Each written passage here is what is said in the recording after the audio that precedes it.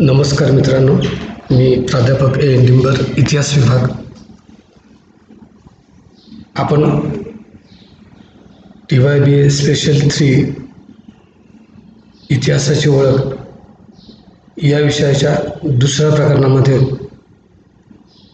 आपण इतिहासाची व्याप्ती आणि स्वरूप या संदर्भामध्ये चर्चा करत होतो.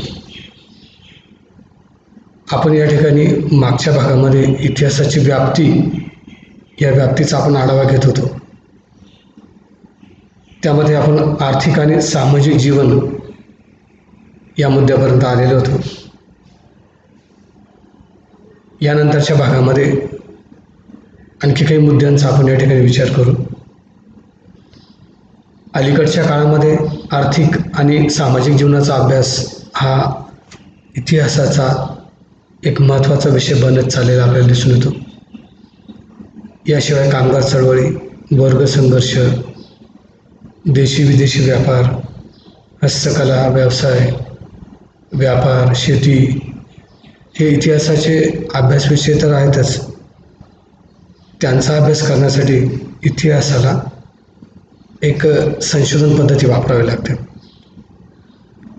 त्यासाठी इतिहासाला अर्थशास्त्र, समाजशास्त्र, मानववंशशास्त्र आणि इतर विविध विषयांचा आधार हा घ्यावा लागतो. इतिहास लेखनाची सुरुवात मुख्यतः ग्रीकांनी केलेली होती. कालावधानामध्ये इतिहासाची व्याप्ती वाढत गेली, कारण त्यामध्ये नवनवीन विचारप्रणालींचा, सामाजिक घटकांचा, राजकीय प्रभावांचा समावेश होत गेला. प्राचीन काळामध्ये इतिहासाची व्याप्ती अतिशय मर्यादित होती आणि प्राचीन काळातला इतिहास लेखनाचा मुख्य विषय जो होता तो राजकीय घटना, लढाया, युद्ध हा होता. थोडक्यात प्राचीन काळातील इतिहासाची व्याप्ती ही याच घटकांपुरती मर्यादित होती. कालांतराने इसवी सन 3ऱ्या शतकापासून ते मध्ययुगीन काळापर्यंत इतिहासाच्या व्याप्तीमध्ये वाढ झाली. मध्ययुगीन काळामध्ये मात्र इतिहासाच्या व्याप्तीमध्ये क्रांतिकारक बदल झालेला आपल्याला दिसून येतो. कारण या काळामध्ये युरोपामध्ये पुनरुज्जीवन घडून आलेले होते. त्याचबरोबर समाजामध्ये वैचारिक प्रबोधन आणि वेगवेगळ्या क्रांत्या घडून आलेल्या होत्या. त्यामुळे इतिहास विषयाची व्याप्ती वाढत गेली. 16व्या-17व्या शतकामध्ये राजेरजवाडे, सरदार, अमीर, उमराव या सगळ्यांच्या शौर्याच्या कथा या घटकांच्या भोवतीच इतिहास लेखन व्हायला लागलेलं होतं. थोडक्यात मध्ययुगीन काळामध्ये इतिहासाच्या कक्षा या रुंदावल्या होत्या. 20व्या शतकामध्ये इतिहास लेखनाची दिशाच बदललेली आपल्याला दिसून येते. व्यक्तीच्या ठिकाणी केंद्रित झालेला इतिहास हा व्यापक होऊन मानवी समूहाकडे गेलेला आपल्याला दिसतो. दक्षिण अमेरिका, आफ्रिका, भारत, चीन यासारख्या दुर्लक्षित मानवी समूहांचे इतिहास लेखन होऊ लागले. अलीकडच्या काळामध्ये इतिहास लेखनामध्ये गुणात्मक बदल झालेला आपल्याला दिसतो आणि त्यामुळे इतिहासाची व्याप्ती प्रचंड प्रमाणामध्ये वाढलेली देखील दिसते. वस्तुनिष्ठ दृष्टिकोनातून समग्र व्यवस्था या स्वरूपाचं लेखन करण्याची पद्धती आता मागे पडली आणि आता त्या ठिकाणी संपूर्ण इतिहास प्रक्रियाच मांडण्याची पद्धत आलेली आपल्याला दिसते. इतिहासाचे अनेक प्रकार आपल्याला या ठिकाणी सांगता येतील.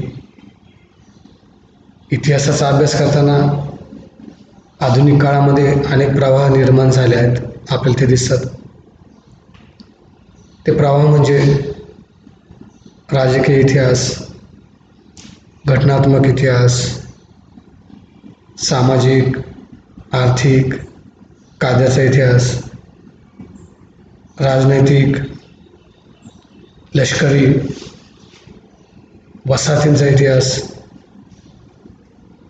वैचारिक इतिहास, सांस्कृतिक इतिहास, मौखिक धार्मिक इतिहास, स्थानिक इतिहास, अशा अनेक इतिहासाचे प्रकार किंवा प्रवाह आता आधुनिक काळामध्ये आपल्याला बघायला मिळतात. आपण या ठिकाणी इतिहासाची व्याप्ती पाहिली, इतिहासाचे प्रकार बघितले. आपल्याला इतिहासाचं महत्त्व हे पण आपण जाणून घेतलं पाहिजे. इतिहास हा भूतकाळाशी संबंधित विषय असून त्याच्याशी आपला कोणताही संबंध नाही असं काही लोकांना वाटण्याची शक्यता असते. दैनंदिन जीवनात तर इतर विषयांचा जास्त फायदा होतो. इतिहास विषय फक्त कागदपत्रांशी निगडीत असतो असं जर वाटत असेल तर ते चूक आहे. दृश्य परिस्थितीमध्ये ते तसे आहे देखील, तरी बारकाईने जर आपण पाहिलं तर आपल्याला असं दिसून येतं की इतिहास हीच संकल्पना कोणत्याही शास्त्राच्या मुळाशी असते. कोणत्याही लोकांची पात्रता त्याच्या गत इतिहासावरून कळते. आंतरराष्ट्रीय स्तरावर एखाद्या राष्ट्राला जो सन्मान मिळतो तो त्याच्या इतिहासामुळेच असतो. यावरून इतिहासाची व्याप्ती आपल्या लक्षात येऊ शकते. आधुनिक काळामध्ये दैनंदिन जीवनामध्ये फारच गुंतागुंत वाढत चाललेली आपल्याला दिसते. हे प्रश्न व्यवस्थित हाताळण्यासाठी मानवी समाजांना एकमेकांचा इतिहास माहिती असणं गरजेचं आहे. तर त्या दृष्टिकोनातून आपल्याला इतिहासाचं महत्त्व पाहणं आवश्यक ठरतं. तर पुढच्या काही मुद्द्यांच्या आधारे आपण इतिहासाचं महत्त्व पाहण्याचा प्रयत्न करू. भूतकाळामध्ये आपल्या पूर्वजांनी कोणकोणत्या चुका केल्या आणि त्यामुळे कोणकोणते परिणाम भोगावे लागले याला तत्वबोध असं म्हटलं जातं. मराठ्यांच्या अंतर्गत कलहामुळे मराठा राज्याचा नाश झाला हे आपल्याला मराठा इतिहासाच्या अभ्यासावरून समजतं. त्यावरून आपण बोध घेतला पाहिजे आणि वर्तमान काळामध्ये आपण पुन्हा तीच चूक करीत आहोत. तर मग मराठ्यांचा इतिहास शिकण्याचे आणि वाचण्याचे कारण उरत नाही. याचा परिणाम स्पष्टच आहे. इतिहासाचा अभ्यास केल्यामुळे विशिष्ट विषयाची समग्र माहिती मिळते. एखादा गहन प्रश्न सोडवण्यासाठी त्याच्या मुळाशी जाऊन जर अभ्यास केला तर तो प्रश्न सुटू शकतो. जर त्या विषयाचं आकलन झालं तर भविष्यकाळामध्ये अशा समस्या उद्भवणार नाहीत. तसेच भेडसावणार सुद्धा नाही. भारत आणि पाकिस्तान यांच्यातील प्रश्नांमध्ये मूलभूत समस्या कोणती, ती कशी उद्भवली, कोणकोणत्या चुका झाल्या, संघर्ष कसा वाढत गेला, हे सर्व जाणून घेण्यासाठी संबंधित राष्ट्रांचा इतिहास पाहणं आवश्यक ठरतं. अन्यथा हा प्रश्न सुटण्याऐवजी आणखी चिघळू शकतो. इतिहासाच्या अभ्यासामुळे विषयाचं ज्ञान वृद्धिंगत होतं. समाज, प्रांत किंवा राष्ट्राच्या अभ्यासामुळे आपलं ज्ञान वाढतं. इतिहासाच्या अभ्यासाने विशेषतः राज्यकर्त्यांच्या ज्ञानामध्ये भर पडते. ज्या ठिकाणी राज्य करायचं आहे त्या ठिकाणचे लोक, त्याचबरोबर आधीच्या काळातील राजांच्या हातून ज्या चुका झाल्या त्यांचे आणि इतर परिस्थितीचे ज्ञान असल्यास भावी काळातील धोरणे ठरविण्यासाठी राज्यकर्त्यांना त्याचा उपयोग होतो. समाजाच्या विकासासाठी कोणकोणती मूल्ये जोपासणे आवश्यक आहे याची जाण इतिहासाच्या वाचनाने निर्माण होते. मूल्यांना राष्ट्रीय, सामाजिक आणि सांस्कृतिक जीवनामध्ये फार मोठं असाधारण महत्त्व असतं. नैतिक मूल्यांवर राष्ट्राचा पाया आधारलेला असतो. उदाहरणार्थ शिवचरित्र ग्रंथात श्रेष्ठ सामाजिक मूल्यांवर भर दिलेला दिसतो. कल्याणच्या सुभेदाराच्या सुनेच्या प्रकरणावरून राज्यकर्त्यांचा स्त्रियांविषयी दृष्टिकोन कसा असावा हे शिवाजी महाराजांनी दाखवून दिले. इतिहासावर काळाचा प्रभाव पडलेला असतो. त्यामुळे वेगवेगळ्या कालखंडामध्ये कोणकोणते विचार प्रभावी ठरले, समाजावर त्या विचारांनी कसा परिणाम होत गेला याची माहिती आपल्याला मिळते. इतिहासाच्या अभ्यासामुळे मानव आपल्यातील उणिवा दूर करून प्रगती करण्याचा प्रयत्न करत असतो. भूतकाळामध्ये अनेक जटिल समस्या उद्भवल्या होत्या.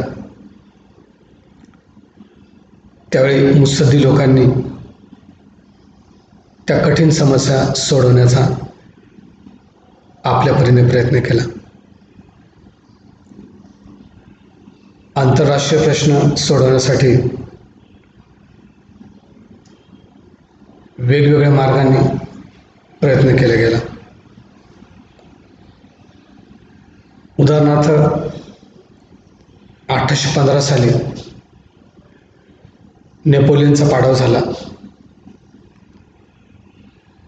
व्हिएन्ना या ठिकाणी एक परिषद भरवण्यात आली आणि त्या आधारे युरोपची पुनर्रचना करण्यात आली आणि ती पुढे 90 वर्ष टिकली. अशा प्रकारे इतिहासाच्या वाचनाचा आणि अभ्यासाचा समस्या सोडवण्यासाठी उपयोग होतो.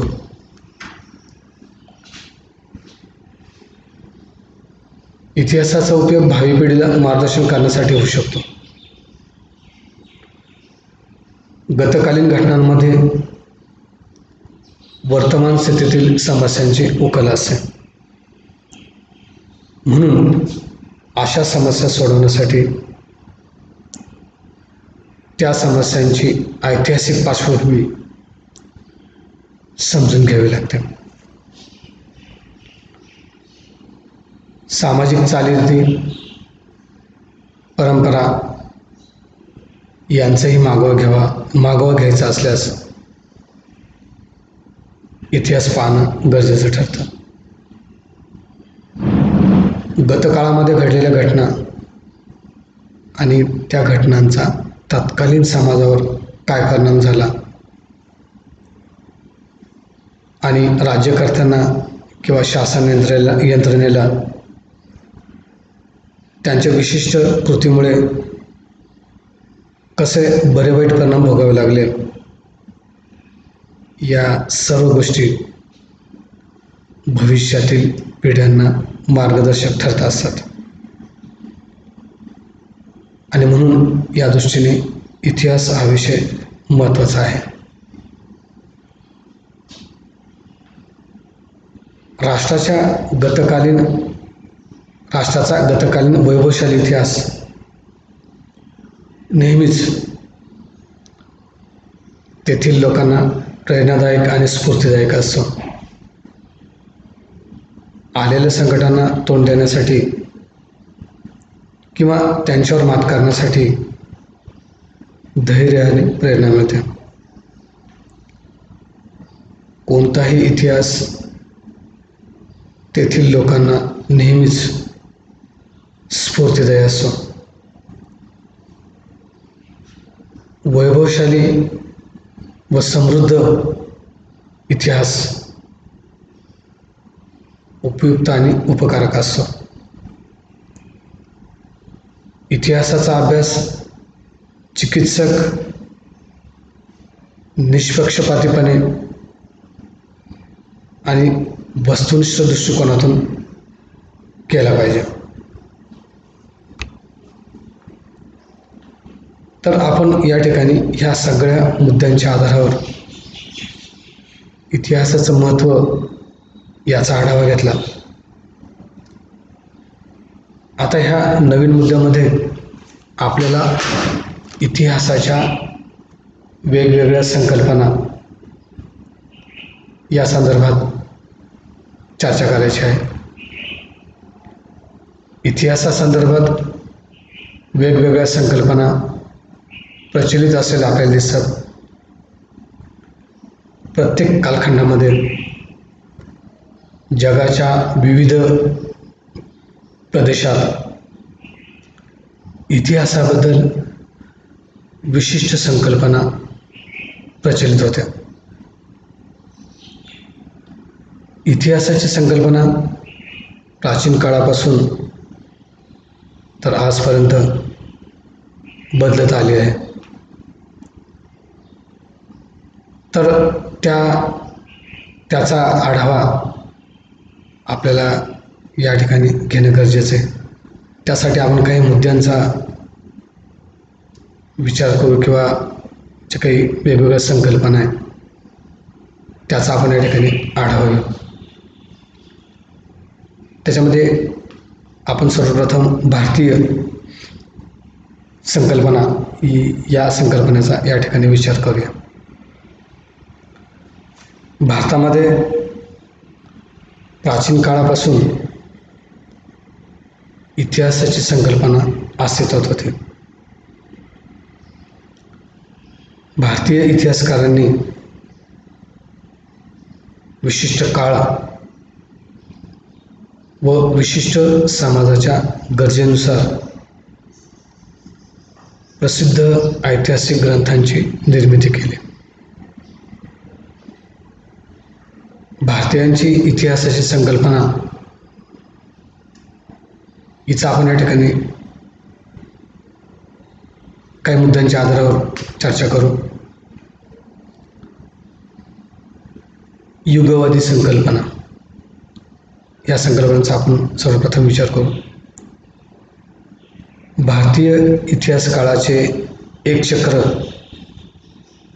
युगानुयुगे निरंतर चालत आल्याची संकल्पना आहे आणि या युगांचा कृतयुग, त्रेतायुग, द्वापरयुग आणि कलियुग असा क्रम आपल्याला दिसतो. आणि मानवी जीवनावर या युगचक्रांचा प्रभाव पडतो, किंबहुना हे युग चक्र आणि सुखदुःखाला नियंत्रित करतात.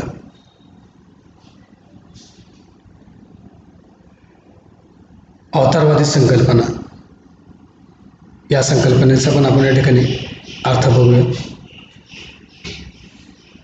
धर्माचा ऱ्हास आणि मानवी दुःखाचा अतिरेक होता तेव्हा मानवजातीच्या उद्धारासाठी ईश्वराचा अवतार होतो, अशी भारतीय संकल्पना प्रचलित आहे. यामुळे राष्ट्रीय संकटाच्या वेळी ज्या थोर पुरुषांच्या पराक्रमाने संकटांचं निवारण होतं, त्याच्या ठिकाणी ईश्वरी गुण असल्याची कल्पना करून त्याला अवतार मानण्याची प्रथा रूढ झाली. त्यानंतर कर्मवादी संकल्पना. भारतीय लोकांनी कर्माला सर्वात जास्त महत्त्व दिलेले आपल्याला दिसतं. त्यानुसार व्यक्तिगत कर्मावर बाह्य परिस्थितीचा प्रभाव पडत असतो.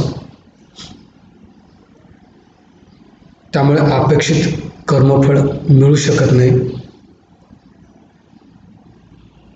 कर्मफळाची अपेक्षा न करता धर्मकार्यानुसार जर कार्य केलं तर पाप आणि पुण्य यामध्ये संतुलन प्रस्थापित होईल आणि मोक्ष मिळेल असं मानलं जातं. या संदर्भात पुनर्जन्माचं तत्त्व देखील महत्त्वाचं मानलं जातं.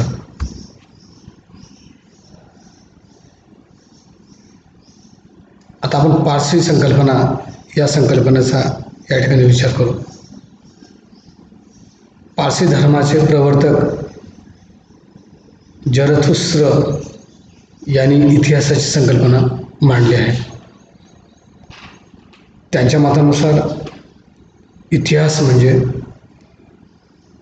सत आणि असत प्रवृत्तीचा सतत चालणारा संघर्ष आणि या संघर्षात सतशक्तीचा होणारा विजय हेच इतिहासाचं परम ध्येय आहे. त्यांच्या मतानुसार मानवी इतिहास हा समाजाची गरज आणि धर्माच्या संदर्भात विकसित होत असतो.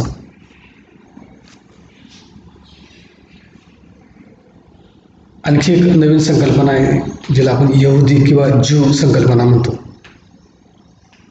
या संकल्पनेनुसार इतिहास हा ईश्वरी इच्छेचं प्रकटीकरण आहे, कारण ईश्वर हाच संपूर्ण सृष्टीचा कर्ता करविता आहे. ज्यू लोक स्वतःला ईश्वराच्या सर्वात जवळचे मानतात. राज्यकर्त्या ईश्वराच्या प्रतिनिधीच्या स्वरूपामध्ये समाज कल्याणासाठी कार्य करत असतो. त्यामुळे केवळ भूतकाळातील घटनांचं वर्णन म्हणजे इतिहास नाही, तर संपूर्ण मानवजातीचं कल्याण हे इतिहासाचं परम ध्येय आहे.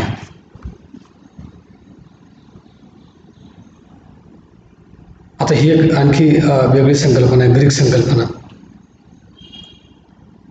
तर ग्रीक संकल्पनेमध्ये सिडियसचा युगचक्राचा सिद्धांत महत्त्वाचा मानला जातो. भारतीयांच्या चतुर्युगाच्या संकल्पनेप्रमाणेच ग्रीकांनी देखील स्वर्णयुग, रजतयुग, कांस्ययुग आणि लोहयुग अशी चतुर्युगाची कल्पना केलेली आहे. ग्रीक संकल्पनेप्रमाणे इतिहास केवळ धार्मिक आधारावर किंवा धर्मावर आधारलेला नसून इतिहासाला महत्त्वाच्या प्रश्नांची उत्तरं देण्यासाठी शोध घ्यावा लागतो. ही आहे रोमन संकल्पना. तर रोमन संकल्पना म्हणजे काय ते पण आपल्याला या ठिकाणी समजून घेणे गरजेचे आहे. रोमन इतिहासकार पोलिबियस याने जागतिक साम्राज्याची कल्पना मांडून इतिहास लेखनाचे सार्वभौम स्वरूप मान्य केले.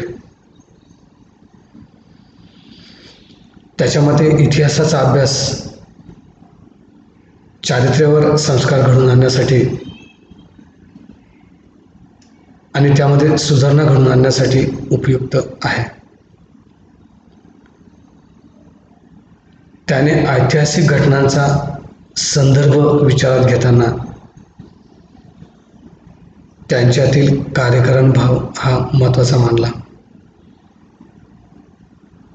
तर रोमन इतिहासकार लेवीने इतिहास लेखनाच्या संकल्पनेमध्ये नैतिक मूल्यांना महत्त्वाचं स्थान दिलेलं आपल्याला दिसून येतं. ख्रिस्ती संकल्पना, इतिहासाची ख्रिस्ती संकल्पना ही धर्मप्रधान असलेली दिसून येते. इतिहासाच्या संकल्पनेनुसार इतिहास विश्वव्यापक, देवप्रधान, चमत्कारपूर्ण व युगांवर आधारलेला असतो. इतिहासाच्या घटनेमध्ये प्रवृत्त्या मुख्य असतात.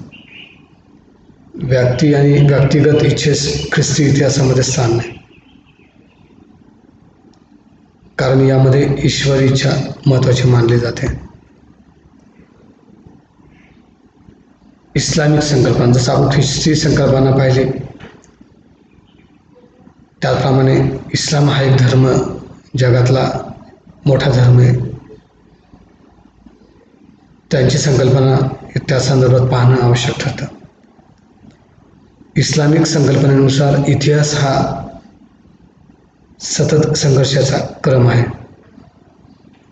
प्रकाश, अंधकार, सुखदुःख, स्वर्ग नरक, पापपुण्य, फरिश्ता सैतान हा संघर्ष सतत सुरू असतो. मनुष्याची निर्मिती ईश्वरी इच्छेने झालेली असल्यामुळे ईश्वराला पूर्णपणे शरण जाणं हे मनुष्याचं कर्तव्य असतं. इस्लामिक इतिहास संकल्पनेमध्ये इब्न खल्दून यांचं तत्त्वज्ञान महत्त्वाचं मानलं जातं. त्याने इतिहासाला संस्कृतीचे शास्त्र म्हटलेले आहे. त्यानंतर 10वी जी संकल्पना आहे, पुनर्जागरणकालीन संकल्पना. इतिहासकारांनी ईश्वर केंद्रीय दृष्टिकोनाऐवजी मानव केंद्रीय दृष्टिकोनाचा विचार इथे केलेला आपल्याला दिसतो. ईश्वरी इच्छेऐवजी मानवी सामर्थ्याला महत्त्व प्राप्त झालेलं होतं. इतिहासाचा प्रादेशिक व क्षेत्रीय दृष्टिकोनातून विचार होऊ लागला. पुनर्जागरणाच्या काळामध्ये मानवतावाद हा इतिहासाचा महत्त्वाचा आधार मानला गेला.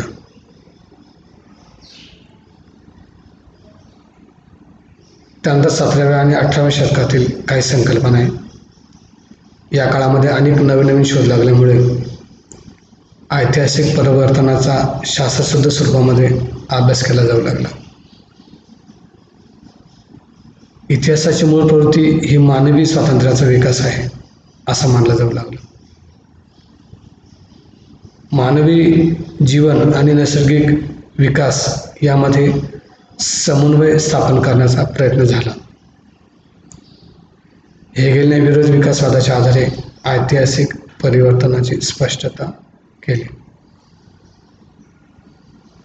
आणि याच्यामध्ये शेवटची आधुनिक संकल्पना. इतिहासाची आधुनिक संकल्पना ही अधिक शास्त्रीय स्वरूपाची आहे, कारण यामध्ये ऐतिहासिक परिवर्तनाचा क्रम आणि प्रक्रिया यांचे आर्थिक आधारावर स्पष्टीकरण देण्यात आलेले आहे.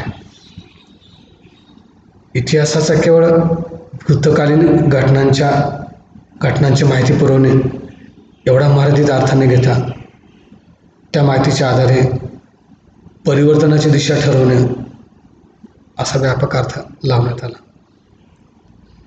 तर अशा रीतीने आपण ह्या संपूर्ण प्रकरणामध्ये इतिहासाचे स्वरूप आणि व्याप्ती, इतिहासाचे प्रकार, इतिहासाच्या वेगवेगळ्या संकल्पना अशा सर्व मुद्द्यांचा आपण या ठिकाणी आढावा घेतला. आपण हे सर्व प्रामाणिकपणे ऐकलं, काळजीपूर्वक ऐकलं असेल असं मी असं गृहीत धरतो. आणि मला वाटतं आपण इथे थांबायला काही हरकत नाही. धन्यवाद.